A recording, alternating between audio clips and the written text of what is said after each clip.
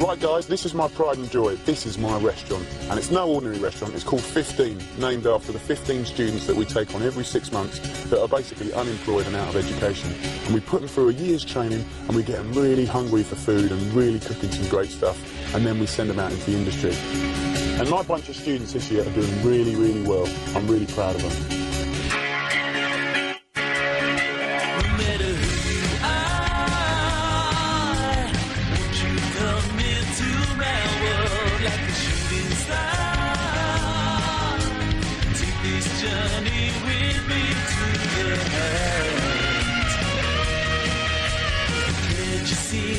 This is just the start. Right, Tommy, mate. Listen, I'm doing some soup homework today. What good oils have we got? We've got the Petrolo, We've got the Captain's Order and the lovely silver piano here. Lovely. Can I have a little try of these? Yeah, of course. Now, I'm doing a really nice Papa Pomodoro. Fantastic. And I'm thinking, to be honest, that either the silver piano or the Petrolo. This is the Petrolo, yeah. Silver piano up in the You can see the difference in colour, can't you? So that's the Capitana, the Petrolo, the silver piano. And they're all fresh, aren't they? I think it's always interesting that oils are so different, do you know what I mean? You got, like that Petrolo was really strong. Well, that was quite strong last year, and now that's a year old, that's quite smooth and sort of, that'll be great. Mild and fragrant. Yeah, salad. So that'll be great with salad and fish, wouldn't it? And then this one here is like the Aston Martin. These two are good, aren't they? So between those two. It's going to be between those two. I think I'm going to go for one of these, a little bit more grassy, you know what I mean? It'd be really nice that Papa Pomodoro. The tomatoes would be lovely. Yeah. Have you got one of these? Yeah, I'll grab you one. Yeah, cheers, bro. Tim, carry on. You're working on the soup section next week, and I'm going to go home now and test cook 3 ideas that I've got. Do you fancy coming around mine after this shift? Yeah. And just tasting a few? That was great. Are you up for that? Yeah. When are you finishing? 3, 4 o'clock. Lovely. I'll see you then, yeah? Okay, see you later, mate. Right, so the first soup I'm going to do today is called Papa Pomodoro, which basically is the simplest tomato soup in Italy. And, like, you know, loads of housewives do it, and they do it for their kids. And I guess, like, they call it Papa because it's kind of like, translation, it can mean kind of pulp or kind of baby food. And also, it can also mean sort of like slurp it up quick, you know. So whatever it is kind of conjures up a kind of quite a nice sort of homely sort of vibe of a soup. It's a classic sort of peasant dish which would have used all the sort of old leftover tomatoes, not old, but the kind of really ripe, more bashed up tomatoes and stale bread. So all I'm going to do is just going to peel these 3 cloves of garlic. Now, these tomatoes over here, what I did was I just pricked every single one of them with the end of the knife. And what that does, if you look in there now, like, the skins have kind of shrunk away. So I'm just going to pour that in the colander. Run a little bit of cold water over there. So if you look at this, get the old sleeves up, a bit of cold water, and the skin comes away straight away. Right, so we get that done. Now, I'm using tinned and fresh tomato, and I suppose the real reason I'm doing that is because the tomatoes at the moment are all right, but they're not brilliant. But they've got a really nice sort of acidic, fresh quality, which I want to keep. But if I had no fresh tomatoes, I'd just do tinned, which is perfectly acceptable. And then they do that in Italy because the tinned tomatoes in Italy are really, really good. So once I've peeled all of these, I want to get rid of the pips and stuff, yeah? Just squeeze the guts out of those, just most of them. Don't have to be really precise or anything. They would have done this in 2 seconds in Italy at home, so you know they're not going to muck around with it. And what I'm going to do is just get this on a medium heat, the pan. Now, I'm not going to use aggressive heat, yeah? So it's quite a low heat, so I'm going to put some nice olive oil in there, just enough to sort of coat the bottom of the pan. And garlic in, I'm going to get a chilli, and chilli certainly is not part of the original recipe, and I am a bit of a chilli freak. But if you just have half a chilli, finely sliced, right, I personally think you're not going to taste chilli. It's just going to be a nice little background heat, but it's going to be just mild. And that with the sweet tomatoes and a nice bit of salt is just going to be a dream, yeah? So that's not classic at all, but I don't care. Now, I'm going to put the tomatoes straight in here, like that. And as we sort of start making this, I'm just going to sort of stab the tomatoes and sort of break them up, yeah, with a spoon. So there's nothing technical so far. And like, what have I got to put with some tomatoes? It's got to be basil. They're like best mates, yeah. So literally, I want a nice big handful, and you can wash it if you like, but this is nice and clean and stuff. And I'm just going to kind of finely slice up the stalk end, yeah? And I'm going to leave this flat, lovely leafy end sort of whole. Now, I'm going to put this straight in with the tomatoes, and that's just going to be sort of like a nice bit of flavour in there to start off with, yeah? And there's no point in wasting the stalks because there's loads of flavour in there. So, the other thing that tomatoes are like best mates with, without a shadow of doubt, is salt. A lovely pinch of salt on a tomato just makes it heaven. And I will season it to taste later, but like just a couple of anchovy fillets, and this isn't classic at all, but like for me, if you're going to season something, like, you know, the lovely thing about anchovies is they will completely disappear, you won't taste them, but that saltiness is going to be a really sort of meaty, sort of robust sort of saltiness, which is really nice. And then I've got some nice Italian tinned tomatoes. Now, I think like tinned tomatoes are quite interesting really, because a lot of people think, oh, anything out of a tin's a bit tacky, you know. Tinning fruit is really interesting because some fruit really benefits from it, like peaches, you know. And because they're picked at their best, they're probably like processed within about 3 hours. I'm going to put a little bit of 1 tin of tomatoes in there, and the reason I've done that is because if it was in the middle of summer and I had all great tomatoes, I'd just use that. But the tomatoes are good now, but they're not brilliant. So what I'm going to gain here is a really nice bit of sort of proper tomato sweetness. And then from the fresh ones, it's going to be a little bit more bite and a little bit more acidity. And between the two of them, we'll get there. You can bring that to the boil now, and you can still see it looks quite chunky, which is fine. What I think's really interesting is actually, if you look at cookbooks now, very little of like the posh Italian cooking from those days, like the fillet steaks and all the posh cuts, very little of that has become classic. But things like all the peasant cooking is now famous. So it's kind of, I just think it's really great that all this pauper food has become what Italian food's all about, really. And this is kind of stale, this bread. I'm literally just going to rip it off and sort of break it up. And I suppose you want about equal quantities of bread and tomatoes, unless extra members of your family turn around and you sort of bulk it out a bit more. But we'll give it a stir, and actually we'll cook the bread out a little bit because you don't want any of that sort of doughy flavour coming through. So you cook it for a few minutes. What I will do is I'll add a little bit of water to this. Just about that much, and you can't really say how much it is. Just enough to sort of cover it, and then we're just going to slowly stir it up. And that's good. We're going to let it just sit there slowly, slowly for a few minutes. A little bit of pepper, nice bit of salt, and I've got some nice extra virgin olive oil, about 4-5 tablespoons. And you just watch this, right? And some basil as well. Just rip that basil in, and literally that's soup made. Stir it in. That is a beautiful, beautiful soup. Papa Pomodoro. Now, I'm really excited about doing this for the students today because what I'm doing here is a sort of Thai-inspired soup, yeah? But you know what, it might not be Thai, it might be Chinese. So I'm thinking chicken broth, kind of detox, kind of really fresh, clean, loads of flavours, kind of slap you around the face. I'm thinking chilies, ginger, lime.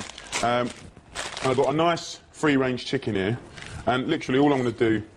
And again, it's not one of these kind of, sometimes you can see these kind of like broth recipes, and the preparation, the cutting up, and it's got to be centimetre square veg and all that sort of thing. Julienne or not at all. Chicken, pan, right? Then I've got some tanner in here. You know, that lovely sour kind of bean that's dried, and I've got the stuff that's in a pack like that. You could use fresh if you wanted to, but this is cheaper and sort of more available. So just rip up the tamarind, it's kind of like treacle and sticky, yeah? So just break that up, put that around the pan. So I'm just going to finely slice a nice bulb of ginger. And again, I suppose what we're making is a kind of glorified cup of tea, really, do you know what I mean? But we're chicken in it. We've got chilies, and again, chili's great for you. Really, you know, really gets all your endorphins going. And I think the other lovely thing about this recipe is once you've made it once, you can kind of adjust it to your own sort of flavours, which is good. Onions, just sliced up, don't bother taking the skin off, really doesn't matter. Straight in there. And then I've got some lemongrass, bruise it with the back of a knife, and you get all those fantastic sort of lemonade-y, limey flavours out of that. Chuck that in. So far, absolutely no talent involved in making it at all. A bulb of garlic, just cut in half, pull off the funny bits. Again, skin on. Right, get that in there. And then I've got some coriander.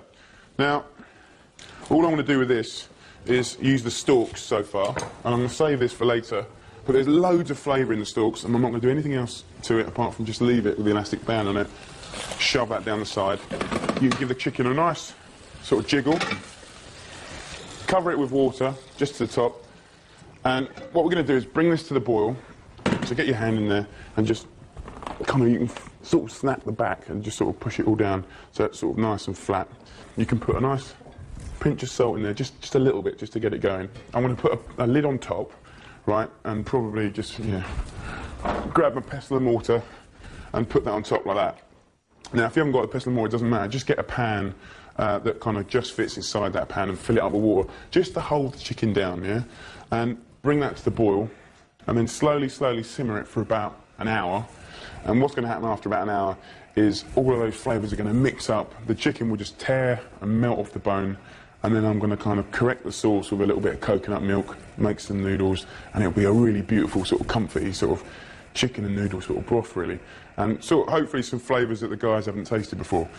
Now, over here I'm kind of doing a really quick kind of French-style fish stew. Really simple, and it's a little bit more luxurious because we've got clams here, we've got mussels, we've got some red mullet, we've got some like darns of snapper, and you've got bream. But the truth is you can use any shellfish, any fish you want. These have obviously been filleted and pin boned, so they're going to be quite nice to eat. So these all look really good. So I've got a pan on, kind of hot, bit of olive oil in the pan, and I've got some chopped up red onion and some garlic. I just want to kind of fry those off just to bring out the sweetness. I've got the garlic going in, and about that much chilli to taste really, and you just sort of mix it up and let that fry off for a little bit. What I'm going to do now is add the mussels and clams to this pan first of all, and obviously when they cook they all open up and all those fantastic juices come out of those, and all that flavour goes into the broth straight away. So you give them a little top over. We can now turn the heat up, right? And I'm going to use some white wine. I've got some French white wine, a little bit of Chardonnay, about a wine glass, yeah? And then I'm going to add my fish. So just carefully, just push those shellfish down, lay them on top. You want to really look after this fish. Lay that bream, all skin side up. What's going to happen is the mussels and stuff are going to boil, and the idea is that the fish kind of slowly steams, so you get that wonderful sort of light flakiness out of it. Now, I'm using these Italian tomatoes again, just tin tomatoes, and you can use fresh if they're good, right? I just want to use like half a tin, just sort of crush it up between your hands on top. Get a little bit of parsley. Now, these stalks here of the parsley are far too stalky and just good for sort of making stocks and stuff, really. But a little bit further up here, if you finely slice these stalks, they're really crunchy and extremely sweet. And for me, that going in a spaghetti vongole, which is like with linguine or spaghetti, is really important. So I'm going to bring that same principle to this fish stew and just sprinkle those lovely, crunchy, sweet stalks on top. Right, so just a little bit of olive oil. And what I'm going to do is I've got some new potatoes that I just sort of sprinkle over. I just sort of bring it together as more of a sort of dinner, really, than just a soup. Yeah. So all I'm going to do now is put a lid on top. Right. It's just slowly simmering there. I'm going to give it on a slow simmer about 4 or 5 minutes, just until all those mussels and clams open up. The fish is really delicately cooked, and all the alcohol would have gone from the white wine, and you'll have this wonderful light tomatoey broth. Yeah. What you'd always have with it would be an aioli. Now, I've made a little bit of mayonnaise, and mayonnaise is really, really simple to make, but if you just want to correct like a jar, there's nothing wrong with that. I'd rather you do that first than be put off by doing it at all. And what I'm going to do is get myself a nice lemon, and I'm going to zest some of the skin in, which is going to give it a nice flavour and a little bit of the juice. So just sort of peel it like that, and you get wonderful flavour sort of from here. And I'm going to put that straight in the mayonnaise. And then I'm going to have a little bit of lemon juice. And this is going to turn a bit of normal mayonnaise into something really, really exciting. Now, also in Provence, they make aioli. Now, aioli is essentially a posh mayonnaise made with plenty of garlic in it. So I've got 1 raw garlic, and I assure you the French would probably put more than this in. So about 3/4 of a fresh garlic going in there. So I'm just going to mix this up and then just season it. Hi, Jamie. All right, guys. Yeah, just come straight up. Hello, darling. How you doing, Timbo? I'm good. How are you? Mate, perfect timing, right? I've got 3 soups to give you, which I'm thinking about putting on the menu or doing slightly posher versions for next week, yeah? And I want you to try them. So, just taste that, big fella. This is called Papa Pomodoro. Right, and this is a very, very Italian sort of really homely soup that kind of everyone knows in Italy.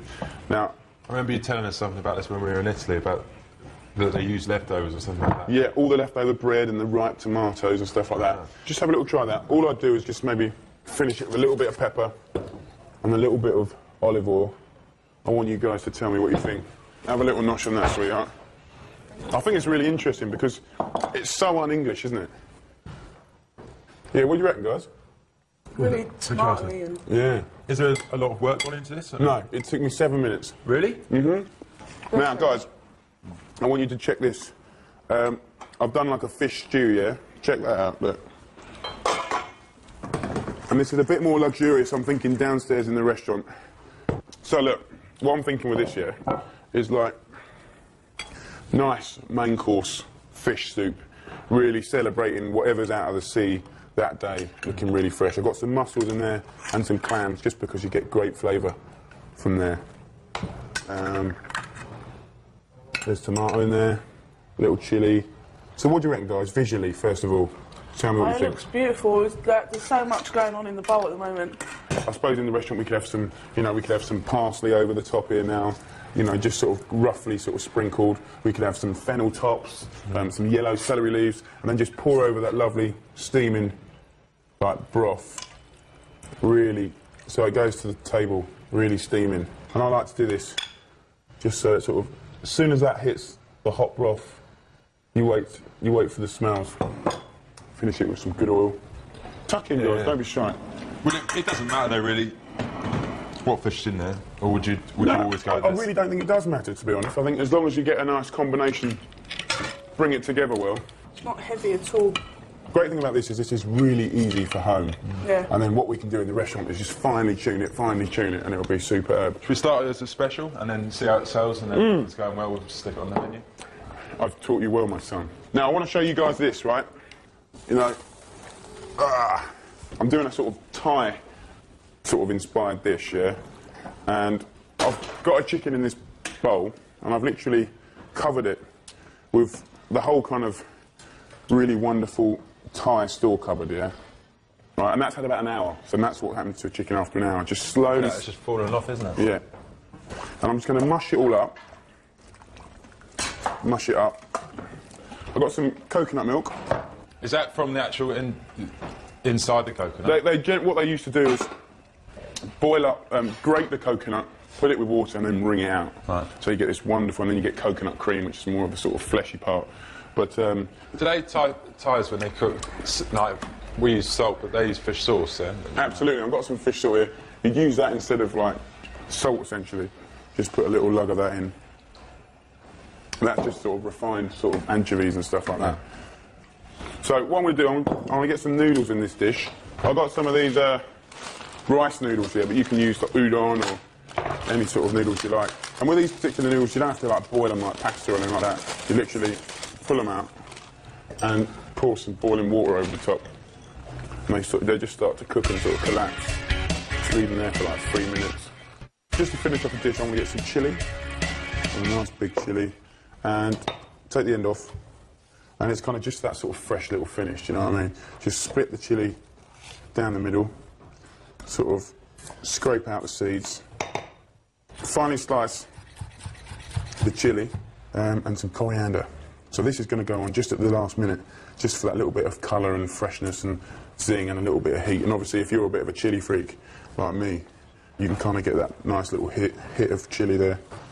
And then with a fork, I'm just going to literally just tear that wonderful chicken meat, pull the skin off, we're not interested in the skin, and just look how tender, literally just pull it off like that. and you can just like pull it down to bits, some small bits and some big bits. Right, so I want to serve this up now. I've got all the lovely meat, I've got a nice broth, I've got my noodles.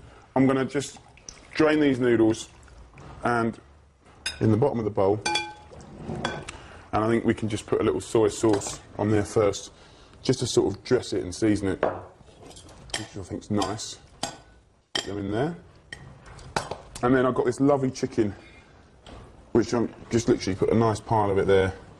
And then this broth here, I'm just literally going to put it through a sieve, just to get, because you've got like bits of garlic skin and stuff like that in there, and you want to kind of just squeeze it out.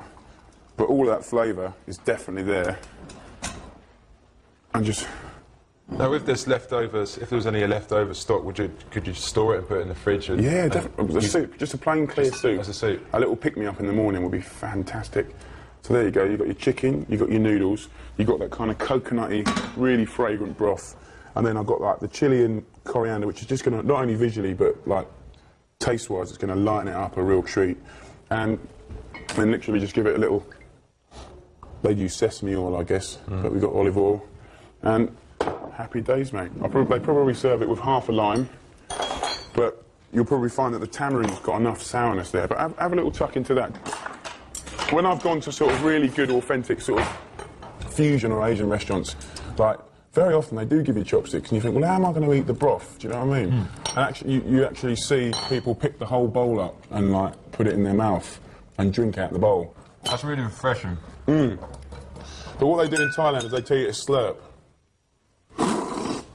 Why? Because then it goes all around. All around your mouth, and you taste more. Have a slurp. Can we put on a menu tonight? It's special. Yeah, let's do it. You going to do it? Superb.